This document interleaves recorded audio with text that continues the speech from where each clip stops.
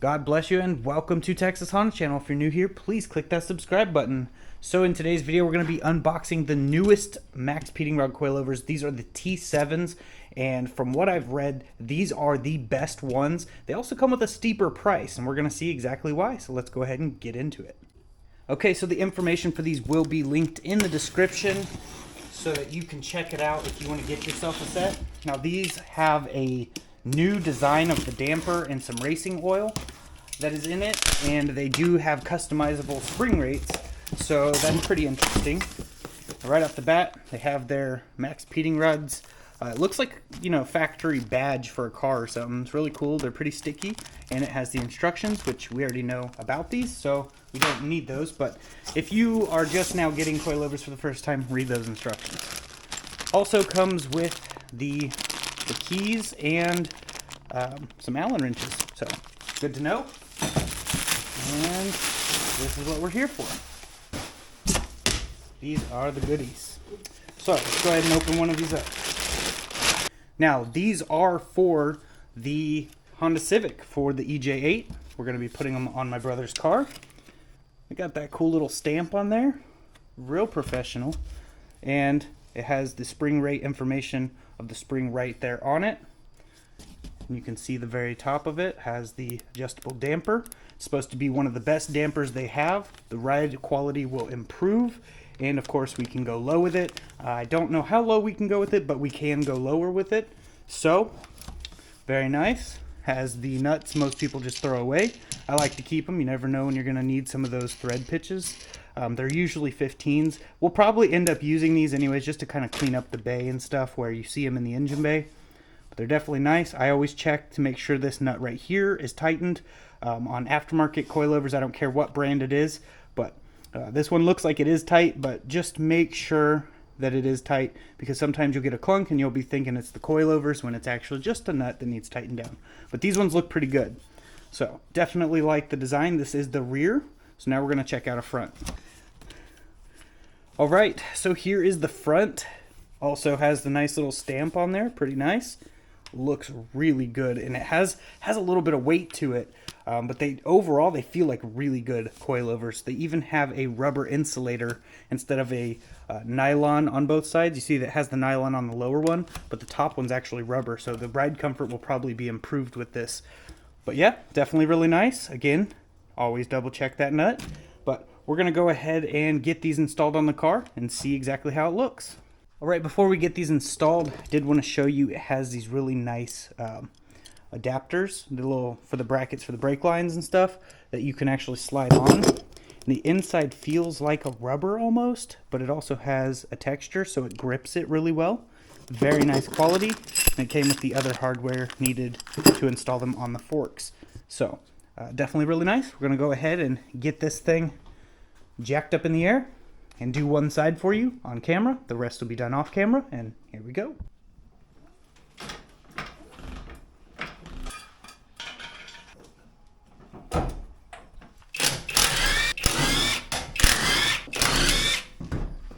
So as you can see in here, there's already some aftermarket coilovers. These are brand new Racelands that were on the car when we got it, and they seem to ride pretty good. I have drove it up and down the road. And they do ride pretty well. So they also have the bracket, as you can see, but these are non-adjustable damper. The big thing about the T7s is these are an adjustable damper set, so that's going to really give us more adjustability, so that way we can go from street to track without swapping the suspension out. All we'd have to do is adjust the knob. So in case you were wondering, these are Racelands, so we're going to go ahead and get those out. Alright, so you'll have a 14mm bolt here and on the other side. The best way with that battery in the way is a ratchet wrench 14, or just remove the battery. Then you've got these two upper ones. If they're factory, they're 14. In this particular case, they were 15s on here. So just remove those, and then we'll go to the bottom. Moving down here, we just move this upper control arm out of the way. Unbolt these if they are bolted in, which on this one was not. And then undo the 17mm bolt and nut down here. Then we can push our foot down on here and pull it out. Okay, they are not Racelands. They're actually the Maxpeedingrods non-adjustable These ones are like a couple $100 for this set, last time I checked, or something like that. And the EM2 is the one with the Godspeed monoblocks, or something like that. So yeah, at least their Maxpeedingrods ones are actually pretty nice still. I think they only had like 50 miles on it when we got to the car, so something like that. But either way, we're gonna swap them out. All right, so our next step is to remove the 14mm bolt here. Now sometimes these can be seized. Since this one was just changed out before we even got the car, it shouldn't be too hard, but I would definitely spray some lubricant there if these are rusty or anything like that. And then once you get the bolt out, you'll be able to pry this out a little bit, and these will pull out. They got little collars in there. I don't know if you can see that, but this will come out. The new one will go in, and then we'll get it back in.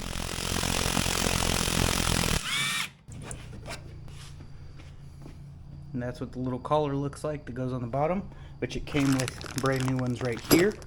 They slide right in here. All right, and these just go just like that. So not sure if you've seen how low it was before, but this is them side by side with them, you know, as level as we can get them there. And this car was pretty low even with it at this height. With these on where they're at, and they can go lower, this car would be slammed, like really slammed. But did you like where it was before? Yeah. Then we could probably set it to that height, and that's probably what we'll do since they were already at a pretty decent height. So we're gonna go ahead and get these set and get this back in. And with it still a little bit loose, we can turn this where it needs to go to get up in there, and then we can tighten this little lower collar down here, and then it'll be good to go. All right, so this little shape here points to the front end. So when you're putting them in, make sure that's not pointed the other way. So it'll point like an arrow pointing towards the front. All this is set. Now we did do a measurement from the very top to the bottom. It's 13 1/4. And on this one, it's at 13 1/2. So these will be just a little bit lower, but that's how he wants it. So he's going to set the other ones around that same on the front at least. And then we have to figure out the back's height difference, because there will be a difference in height and length and all that for the rear as well, because this has a lot more weight up front. So he's going to go ahead and get it thrown in. The best method we found is to push down with your foot, especially if they have sway bars. Helps a little bit, and then you can get it down in there.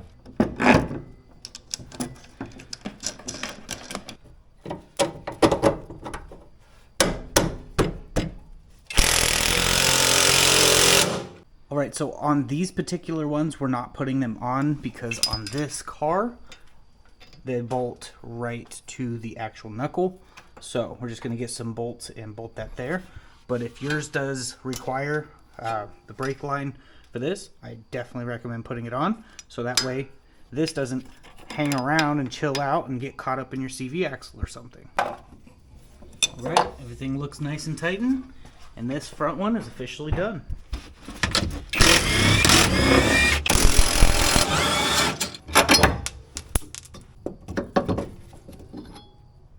All right, so it's best to use some teamwork for this. If you don't have a buddy, you could probably just use the jack and kind of hold it up there a little bit while you tighten the top nuts down. That's the best way I've found to do it, is we using a jack or a jack stand. But now that they're tightened, he can get the bottom tightened. All right, so we used a jack to support it, but the washers will go on the inside like that on these particular lower control arms, and then he will jack it up and put the bolt through.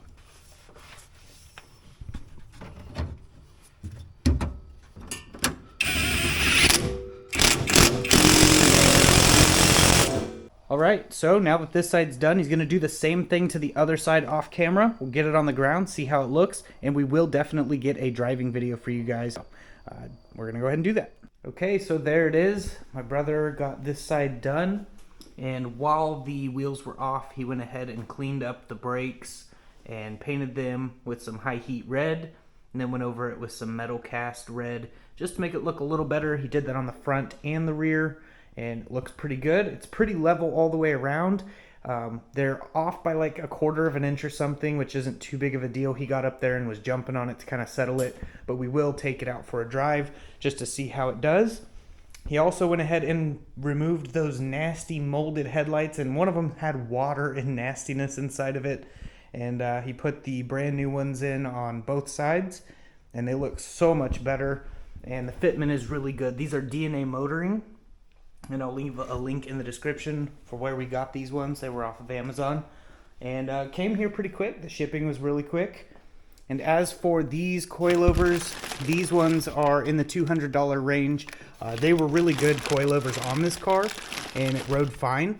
I actually thought they were the Racelands, which the Racelands ride pretty good on these cars. So that's actually pretty impressive for being the cheap ones. Now, these ones are a step up for sure. They're $500 range, and they are definitely worth every penny. The coils on them are much thicker. The damper control seems to be pretty progressive. As you click it, you can actually have him jump on it and click them, and it will actually stiffen up as he's jumping, and it's just crazy how good they work. But we will definitely go and take it out for a spin. He's been putting some finishing touches on the inside. It looks really good.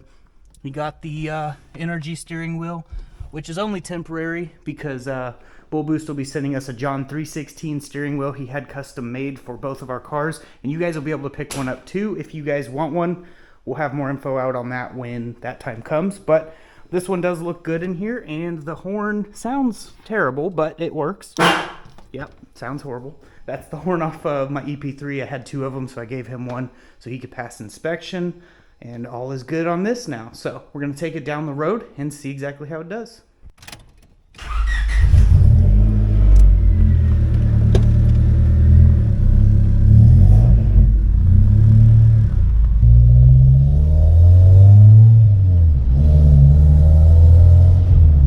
Alright, so these definitely seem to ride really smooth. I think they ride a little bit better than the T6 coilovers, so I'm definitely impressed with them for sure. It's not bouncing like crazy or anything.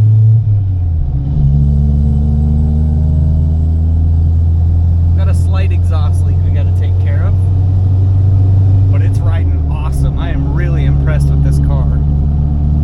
Does sound like we have a rear wheel bearing that needs replaced, and it's got a lot of drone, so we got to swap that muffler out at some point or something. But overall, it's a really nice car. We're gonna go ahead and head back to the house. I have nothing else to say on the suspension. It's top notch. I give it an A+. So yeah, there it is. Runs really, really good. Have a little exhaust rattle, but you know, nothing too major. It's pretty smooth and has a pretty decent pickup and power.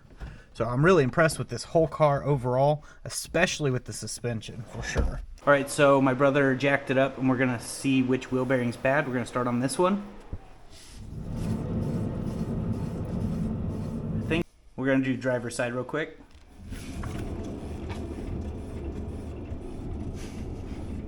I think both of them need new bearings. Well, there it is. Praise God, it rides so smooth. The adjustable damper control is awesome. And if you were wondering, the strut brace is not on because he is going to be painting that. He also has some stuff he wants to do to the engine bay. He's already been starting to fix some of the imperfections from where they shaved the bay and it cracked. Overall, it's a really good car. Just want to say again, huge thanks goes to Kevin for donating me the car. And I donated my brother the car so that he had a good, reliable transportation, and this one's definitely it. He is not worried about the power steering and AC and all of that stuff. He's fine with just rolling the windows down and cruising. Same with me, honestly. I mean, AC's nice and all, even here in Texas, but like, I could take it or leave it at this point. But yeah, it's definitely a really nice car, and now that we've got the good suspension on, definitely hope to have some videos in the future. It would be really cool, if God is willing, for us to go take the EP3 and this out to the circuit track. It would be real cool to go out and meet garage-built Hondas. That would be awesome. We're not going to promise anything, but that would be a goal for us in the future if God is willing. So that is basically it for this video. Just wanted to get you a review out on those T7 coilovers. Definitely better than the T6, but the T6, they're really good too. As for these ones, if you're trying to save some money, these ones actually are pretty good. They just don't have the damper control, and I don't know, these ones, they worked perfectly fine on here. Not even joking, they were good. So there will be a discount code in the description with a link to these ones and those ones that were previously on here if you guys want to grab some and change the ride height and just overall performance and feel of your vehicle. But that is basically it. I'm going to go ahead and get off here. But before I do that, I just wanted to leave you with this outro. Before I get off here, I wanted to mention there will be a free Gideon Bible download in the description for Apple or Android. Everyone should know the Word of God, what Jesus came to do. He came to save the sinner and set the captive free. He died for you and me, went up to that cross, died and defeated death, 3 days later, rose from the grave, and now has the keys to death. Anyone who believes in his finished work at the cross will be saved. If you have addiction or bondage or anything that is holding you down or you don't feel loved, God says he loves you, so much so that he gave his only begotten Son. And we are saved by grace through faith, lest any man should boast. So it's not of our works, it's of our faith in Jesus and what he did. So I just wanted to let you guys know the good news, that everyone has a chance. So repent, turn from your sin, and trust in the Lord. But that is basically it for this video. And until next time, God bless, stay safe, stay awesome.